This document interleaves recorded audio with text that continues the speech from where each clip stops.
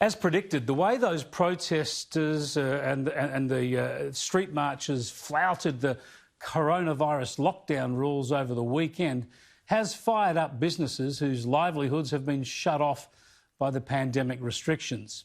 These businesses are shut or they're operating at uncommercial customer numbers, bleeding money while following the rules. And they have to watch others do as they please against the rules with impunity. One such company is Navara Venues. They run a range of function and reception centres around Sydney, large venues used for weddings, celebrations and other functions, all those social gatherings that have been banned or heavily restricted over the past 3 months. And they are fed up.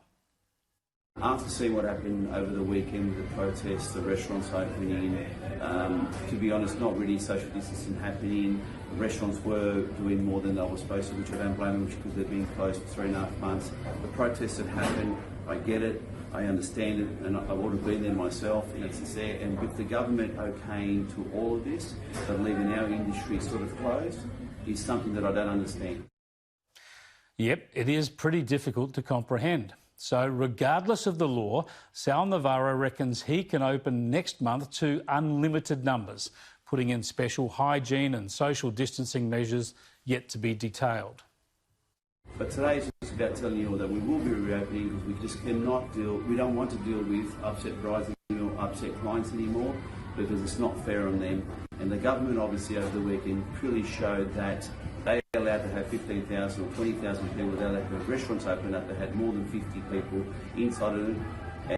And hopefully, and I will say this in the next 10 days, that we don't have a spike in the coronavirus, and my prediction is correct, which will make us open on the 1st or the 7th or the 15th of July.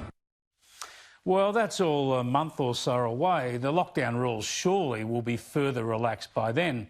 But companies like this, of course, need bookings ahead of time, so this might be a clever move by Navara to encourage some bookings. Still, elsewhere, some good news. Well, kinda. There will be a crowd at Saturday night's AFL blockbuster between my beloved Adelaide Crows and hometown rivals Port Adelaide. This is the first round back for the AFL after the coronavirus shutdown. No crowds at other games as yet or in the NRL, but the South Australian government has revealed 2,000 fans will be allowed into the Adelaide Oval grandstands and 240 people into corporate facilities. Now, keep in mind the stadium holds 50,000 people. Now, and South Australia has had no infections for weeks. Its borders remain closed, and more than 6,000 people were allowed to a protest in Adelaide last weekend. So suddenly this 2,000 limit seems a little absurd. You could fit 25,000 people into Adelaide Oval and still have ample social distancing. Still, a couple of thousand is a start, I suppose, an overly cautious step back towards normality. I'll tell you what, those tickets are going to be highly sought after.